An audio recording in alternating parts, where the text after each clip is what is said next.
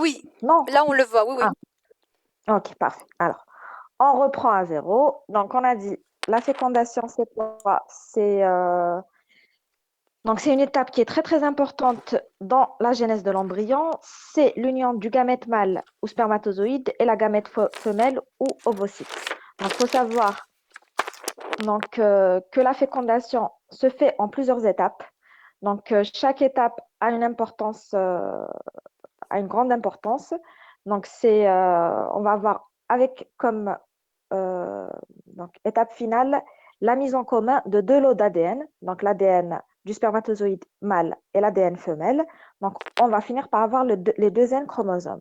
Donc, il faut savoir que la fécondation se déroule le plus souvent au niveau du tiers externe des trompes, donc au niveau de l'ampoule tubaire, que cette fécondation va donner la formation du zygote. C'est le nom qu'on va donner au produit final, donc l'union de ces deux gamètes. Donc, il faut savoir, pour que le spermatozoïde, pour arriver jusqu'à la trompe, il va avoir un assez long trajet à faire. Et, et ce trajet-là fait partie des étapes de la fécondation. Donc, la définition, c'est déjà l'union d'un gamète mâle, spermatozoïde, et un gamète femelle. Elle se fait au niveau du tiers externe de la trompe. Et on va voir la formation du zygote. On va voir maintenant les étapes de la fécondation. Donc, les étapes de la fécondation, on va voir comment, pour qu'il y ait maturation, il est indispensable qu'il y ait une maturation et une excrétion des gamètes. Donc, ça, c'est un préalable qui est indispensable.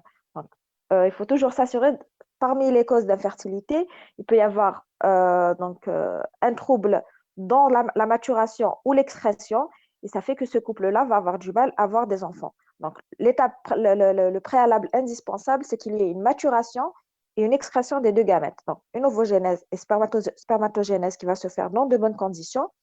Ensuite, lors du rapport sexuel, on va avoir le sperme qui va être déposé au niveau du cul-de-sac vaginal. Donc, on va avoir un bon nombre de spermatozoïdes. Et ces spermatozoïdes-là vont diminuer de nombre à cause de l'acidité vaginale. Donc, c'est le pH acide du vagin. Donc là, déjà, on va avoir une diminution du nombre. Ensuite ces spermatozoïdes vont commencer à faire leur transit utéro-tubaire. Donc, ils vont monter le long du canal, donc entre le col jusqu'aux trompes. Il faut savoir que durant ce déplacement, il va y avoir des mouvements, des contractions utérines et des mouvements de cils qui vont aider ces spermatozoïdes à atteindre l'ovocyte. Et il faut savoir que durant ce trajet-là, encore, le nombre de spermatozoïdes va encore diminuer. Pourquoi? Parce qu'il y aura un bon nombre qui va être phagocyté par, faut savoir, les spermatozoïdes, c'est un corps étranger, donc l'utérus ne va pas reconnaître ces spermatozoïdes, il va développer, il va y avoir une phagocytose d'un bon nombre de ces spermatozoïdes. Donc, une fois arrivé dans le tiers externe, de la trompe, là, il faut savoir que seule une poignée de ces spermatozoïdes va être retenue autour de l'ovocyte 2, et donc va tenter de fusionner avec ce dernier. Et les autres spermatozoïdes vont continuer leur trajet jusqu'au pavillon, jusqu'à la cavité péritonéale. Et une fois dans la cavité péritonéale, ces derniers vont être phagocytés. Donc, là, je vous ai mis un petit rappel de l'ovogénèse, la spermatogénèse, comment se passent ces deux dernières, où ça se passe.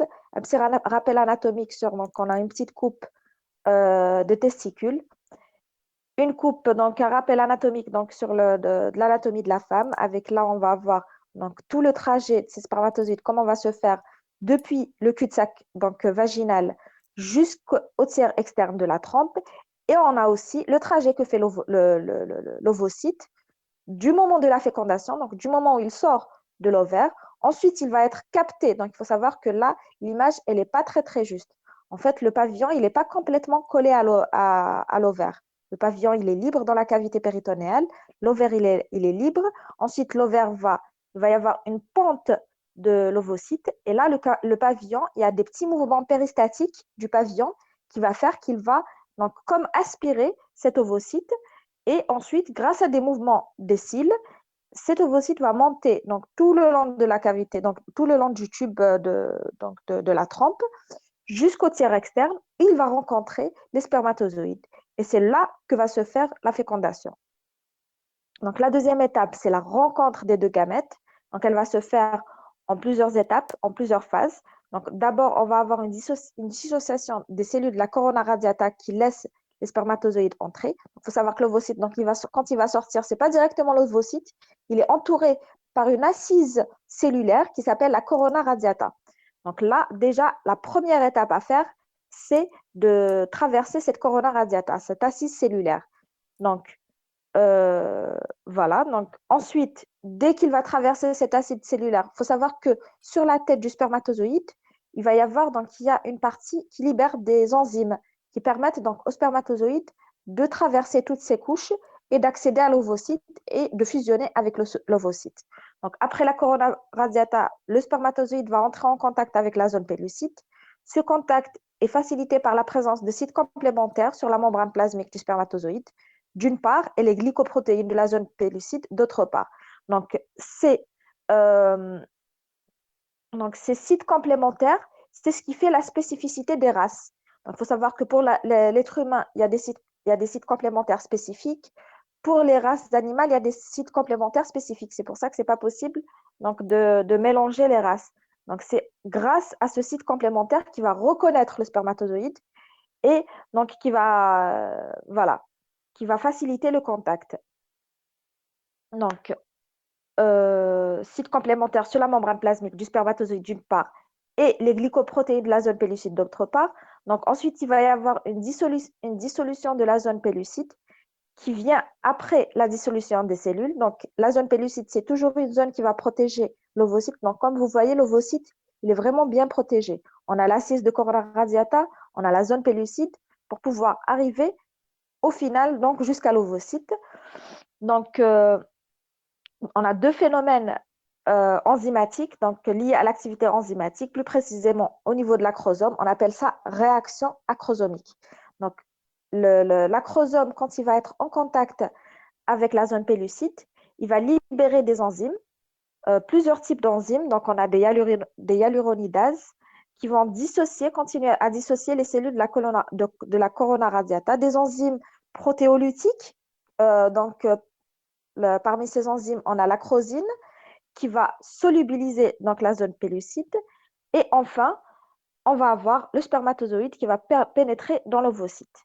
Et dès que un spermatozoïde, il suffit qu'un seul spermatozoïde pénètre dans l'ovocyte pour que les autres perdent tout contact avec la zone pellucide. Et là, ils vont finir par dégénérer comme les autres spermatozoïdes.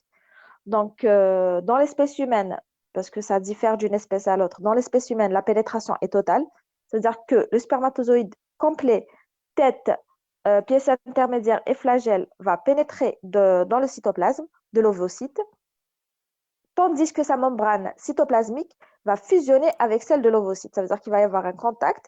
Ensuite, il va y avoir une fusion entre les deux membranes cytoplasmiques de l'ovocyte et du spermatozoïde. Et tout le contenu du spermatozoïde va entrer à l'intérieur. Voilà.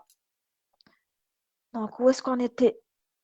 Voilà, tandis que la membrane va fusionner avec l'ovocyte. Cette fusion va mettre fin à la méiose et va permettre donc une imperméabilisation de la zone pellucide due à la réaction corticale. Donc, dès qu'on a cette fusion, on va y avoir ce qu'on appelle une réaction corticale qui va faire que la zone pellucide va devenir imperméable. Donc, c'est grâce à ça qu'on arrive à avoir un seul spermatozoïde par ovocyte. Il faut savoir que s'il y a deux spermatozoïdes par ovocyte, là, ça va nous donner des malformations, des triploïdies et ce qu'on appelle parfois tout ce qui est molle partielle, molle complète.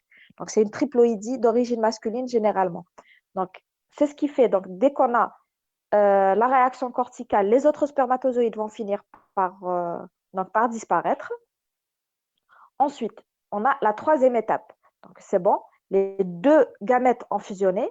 Là, on va voir les conséquences de la pénétration du spermatozoïde. Donc, comme on a dit, on a une réaction corticale avec une formation de nombreuses vésicules avec des granules corticales qui vont se libérer à la surface donc de l'ovocyte qui s'est uni avec un spermatozoïde. Donc, on va avoir plusieurs petites corticales, comme vous voyez dans le schéma.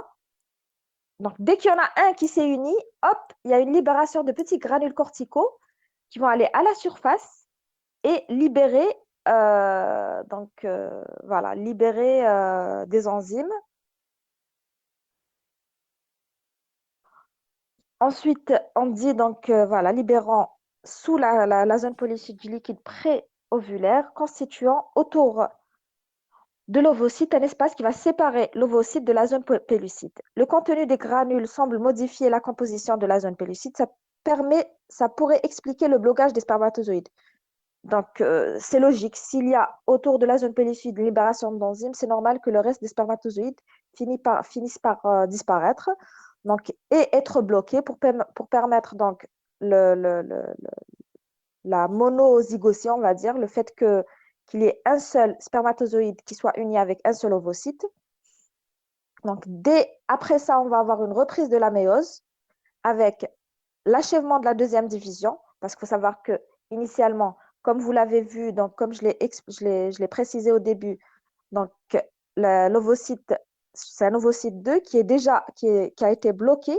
Donc là, il faudra revoir les phases de l'ovogénèse qui étaient bloquées. Donc initialement, c'était un ovocyte 2 avec un chromosome. Et après la fécondation, comme vous voyez sur ce schéma, il continue la division parce qu'initialement, il était bloqué. Donc après la fécondation, il continue sa division. Alors, où est-ce qu'on était? On était là. Donc, on va avoir une reprise de la méiose, un achèvement de la deuxième division et une expulsion du deuxième globule polaire.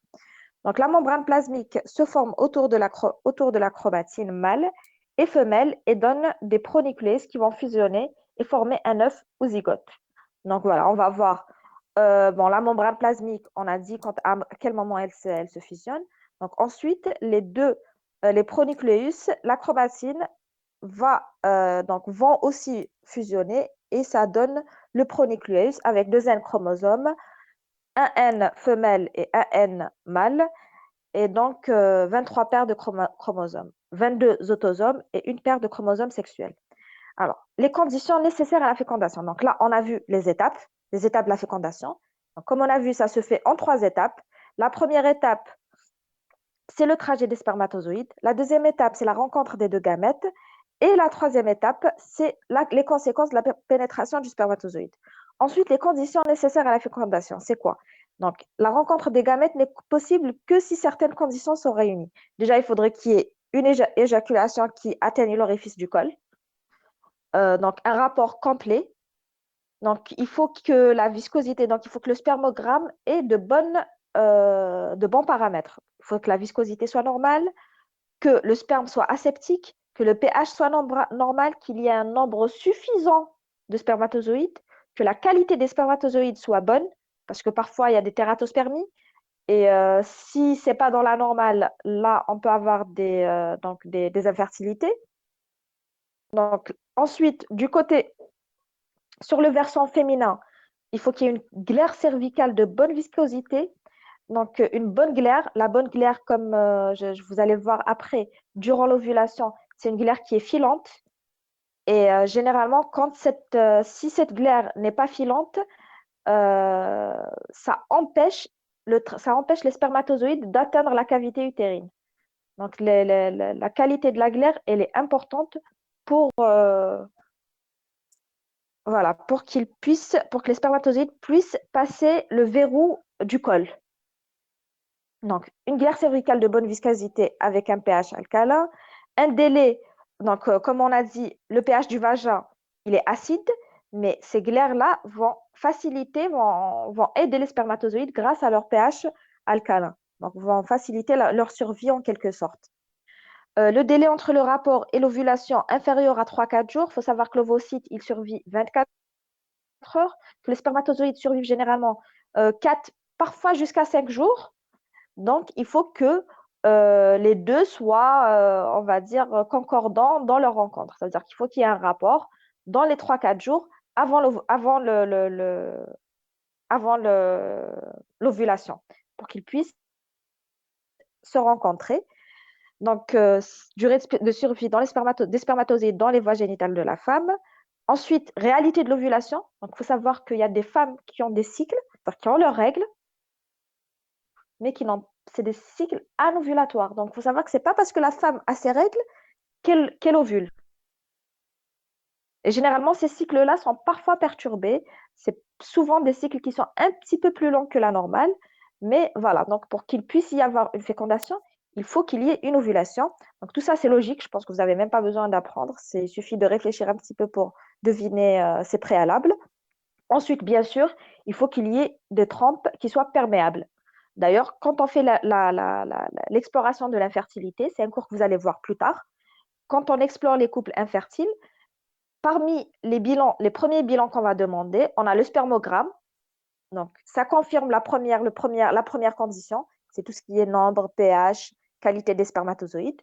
Ensuite, on a, euh, ensuite, on a l'échographie de la femme. On va vérifier qu'il y ait des follicules en trop. Généralement, on l'a fait à J3.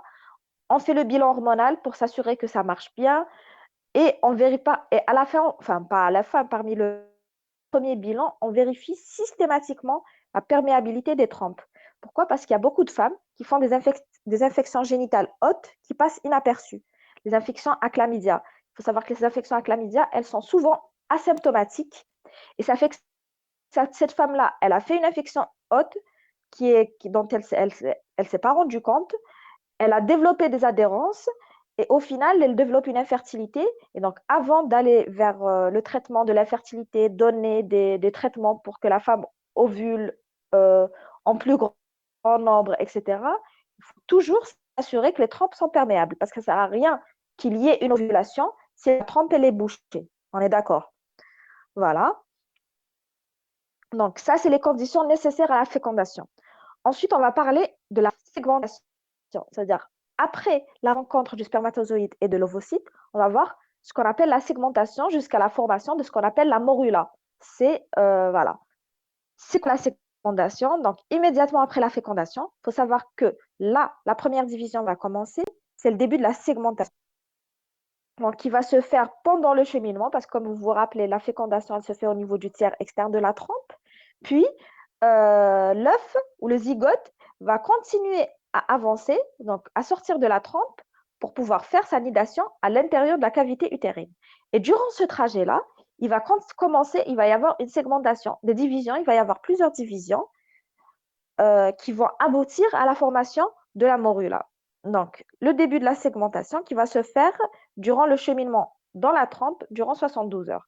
Donc, on va avoir un passage successif du stade de 2, 4, 8 cellules appelées blastomères. Au cinquième jour, on va avoir la morula qui se compose de 8 à 12 blastomères qui va arriver dans l'utérus. Et là, le blastocyte va rester encore libre pendant 48 heures avant de se nider ou nicher dans l'épaisseur de l'endomètre. Là, c'est la nidation. Donc, le blastocyte est formé par trois structures, le trophoblaste, le blastocelle et l'embryoblast. Là, je vous ai mis un schéma pour que vous compreniez c'est quoi ces structures. Donc, il faut savoir, ensuite, c'est un processus qui est un petit peu complexe où on va avoir une nidation, puis chaque partie de ces cellules du trophoblaste va commencer donc à continuer à se diviser et chaque partie va donner un organe spécifique et là va commencer l'organogénèse pour avoir un fœtus. Donc là, je ne vous ai pas donné les détails de tout ça. Pourquoi? Parce que c'est plus de l'embryologie. Voilà. On n'attend pas de vous que vous connaissiez par cœur tout ça, mais j'aimerais bien que vous ayez au moins donc au moins les bases des phases de l'ovogénèse, spermatogénèse et de cette fécondation-là, comment elle se passe. Voilà, donc les anomalies de la fécondation, je vous en ai parlé tout à l'heure. Quand il y a deux, par exemple, deux ou plus, euh, ou un nombre plus grand de spermatozoïdes, généralement, quand il y a deux spermatozoïdes dans un ovocyte, on appelle ça la triploïdie. Triploïdie, ça donne les molidatiformes, etc. Ensuite, on a ce qu'on appelle la parthénogénèse. Là, c'est un seul pronucléus qui va donner un embryon haploïde. Alors ça, Bon, c'est un phénomène qui a été décrit dans la théorie, mais jusque-là, ça n'a pas encore été prouvé scientifiquement. C'est quoi? C'est lorsqu'un seul pronucléé, c'est-à-dire que l'ovocyte lui-même va donner tout seul, va donner un embryon, où il va se diviser tout seul, il va se diviser, continuer sa division sans qu'il y ait une fécondation, et donner un embryon, etc. Bon, ça nous rappelle un petit peu l'histoire de la Vierge Marie, mais voilà. Mais ça a été, théoriquement, c'est un phénomène qui est décrit. Ensuite, on a les aberrations chromosomiques, c'est tout ce qui est polyspermie, dygynie. Donc, il faut savoir que dès lors où il y a un spermatozoïde de trop, donc il va y avoir trop de chromosomes. Et là, c'est logique, c'est pas possible d'avoir un embryon normal. Ensuite, la conclusion. Donc, il faut savoir que la fécondation, c'est une étape charnière qui va marquer le début du développement embryonnaire, qu'elle est tributaire de la maturation et du cheminement des gamètes. Donc, il faut qu'il y ait des gamètes masculines et féminines. Il faut que ces deux dernières puissent acheminer, que ce soit les spermatozoïdes dans la cavité utérine ou l'ovocyte le long de la trompe. Donc, les deux, il faut qu'ils fassent bien leur trajet. Et ensuite, voilà, ensuite, une normalité dans la rencontre de ces deux gamètes. La perturbation d'une de ces étapes peut être à l'origine d'une infertilité ou, à contrario, le support d'une méthode contraceptive. Donc, c'est lorsqu'on a connu toutes ces étapes-là qu'ils ont pu mettre à jour, voilà, qu'ils ont pu créer les méthodes contraceptives qu'on connaît aujourd'hui. Voilà, et merci beaucoup.